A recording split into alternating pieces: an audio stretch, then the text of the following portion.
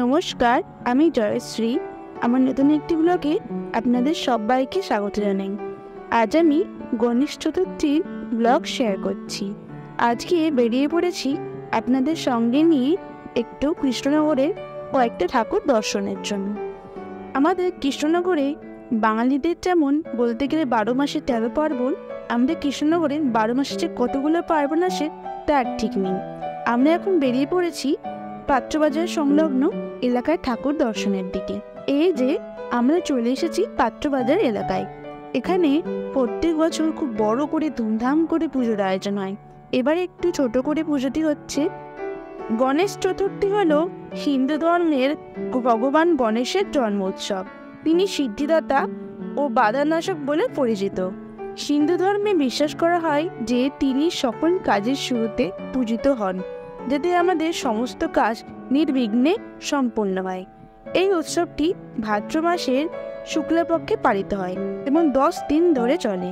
গণেশ চতুর্থী পালনের সময় গণেশের মূর্তি স্থাপন করা হয় এবং প্রতিদিন পুজো করা হয়। এই ছিল পাত্রবাজারের প্রতিমা। তারপর আমরা চলে গেছিলাম একটা মন্দিরের পুজোতে।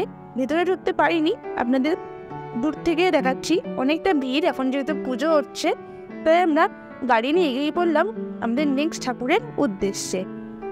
এটি হলো কৃষ্ণনগরের রাজপথ। এখানে প্রত্যেক বছর এপ্রিল মাসে একটি মেলা হয়, যার নাম বারোদোল মেলা। আপনাদের বারোদোল মেলার ব্লগও একদিন শেয়ার করব। এদিকটা আপনি কৃষ্ণনগরের বাসীদের কাছে খুবই স্পেশাল। এখন আমরা চলে যাচ্ছি চকের পাড়ায়। এই হলো চকের পাড়ার গণপতি বাপ্পার মূর্তি। বলতেন তো আপনাদের কেমন লাগলো? এবার আমরা রওনা দিয়েছি শক্তিনগরের পথে। শক্তিনগরেও খুব ভালো একটা পুজো হচ্ছে, চলুন আপনাদের সেখানেই নিয়ে যাব। এই ব্লগটা যেদিন আমি শ্যুট করছিলাম সেই দিন প্রচণ্ড বৃষ্টি হচ্ছিল।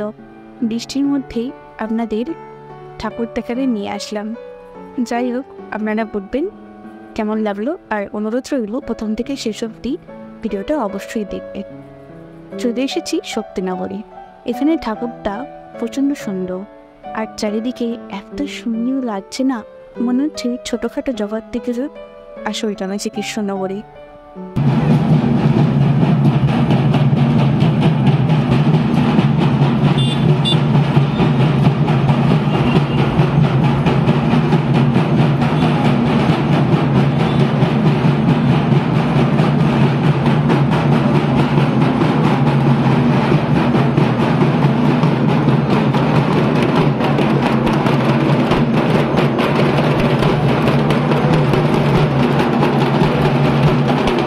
চারিদিকে ঢাকের আওয়াজটা এতটাই মনোরম, দেখে যেন প্রাণটা জুড়িয়ে এল।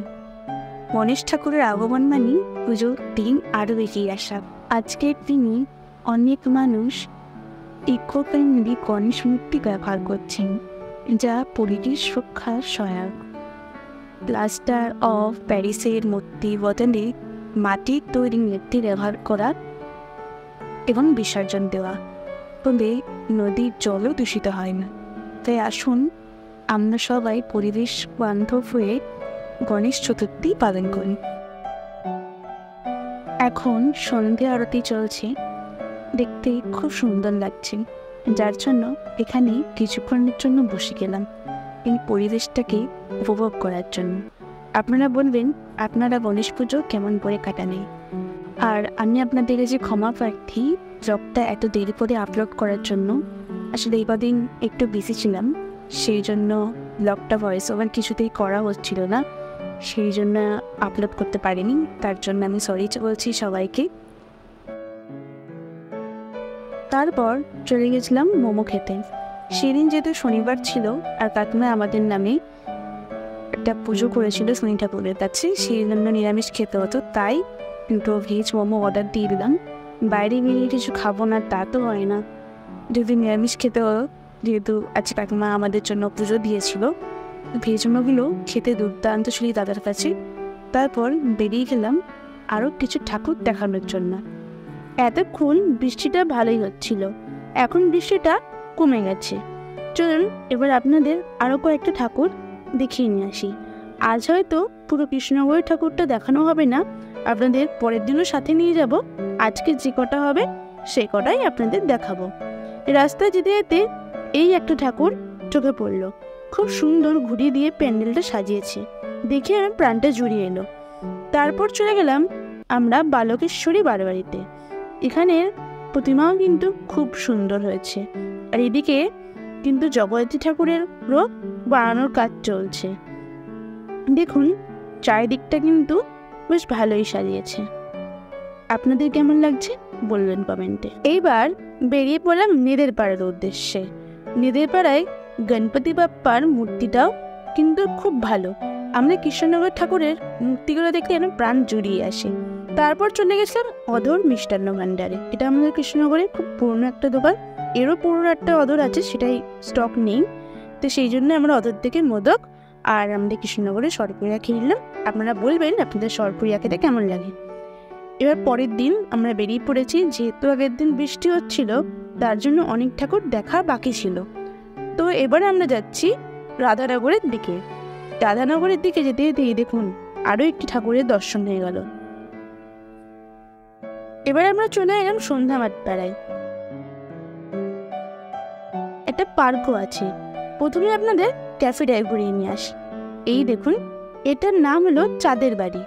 খুব সুন্দরভাবে ডেকোরেশন করা।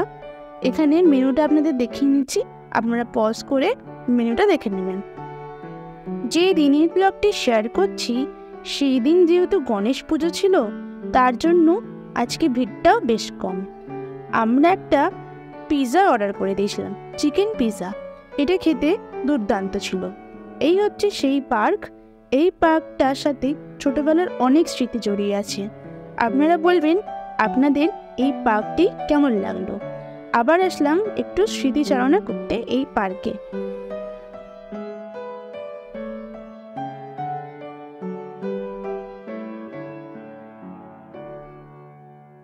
এবার চলে এলাম ক্লাব বিনায়কে। এই জায়গাটার ছবি ফেসবুকে অনেকবার দেখেছি, তাই আমরাও চলে এলাম এই জায়গাটায়। এই জায়গাটায় কিন্তু খুব সুন্দর ক্যানভাসগুলো এঁকেছে, গণেশ ঠাকুরের ছবিগুলো খুব সুন্দর লাগছে। তো এবার ঠাকুরটা দেখাবো। এই ঠাকুরটা প্রচণ্ড কিউট, তাই না বলুন? দেখে যেন প্রাণটা জুড়িয়ে এলো। এত মিষ্টি দেখতে গণেশ ঠাকুরের মুখটা। আপনাদের কেমন লাগলো বলবেন তো আমাকে। এই দেখুন রাস্তায় যেতে যেতে আরও একটা ঠাকুর দেখা হয়ে গেল। এবার আমরা যেই রাস্তাটা দিয়ে যাচ্ছি, এটা হচ্ছে কৃষ্ণনগর চার্চের এই রাস্তাটা। এই রাস্তাটা আমাদের কৃষ্ণনগর মানুষদের কাছে খুবই প্রিয়। এই জায়গাটা খুব সুন্দর লাগে সন্ধ্যের দিকে আসলে। যদি কেউ কৃষ্ণনগরে আসেন ক্রিসমাসের সময়, এই জায়গাটা অবশ্যই ভিজিট করবেন, আপনাদের খুব ভালো লাগবে। এবার আমরা যাচ্ছি বাঘাডাঙ্গার দিকে। বাঘাডাঙ্গার ঠাকুরটাও কিন্তু বেশ ভালো হয়েছিল, সেটা আপনাদের সাথে দেখাবো। এই দেখুন বাঘাডাঙ্গার গণেশ পুজো। ঠাকুরটাও কিন্তু বেশ ইউনিক, তাই না? তো আজকের ব্লগটি এইটুকুই ছিল। আশা করি আপনাদের ভালো লেগেছে। সবাই ভালো থাকবেন, সাবধানে থাকবেন। আবার দেখা হয় পরের একটি ব্লগে।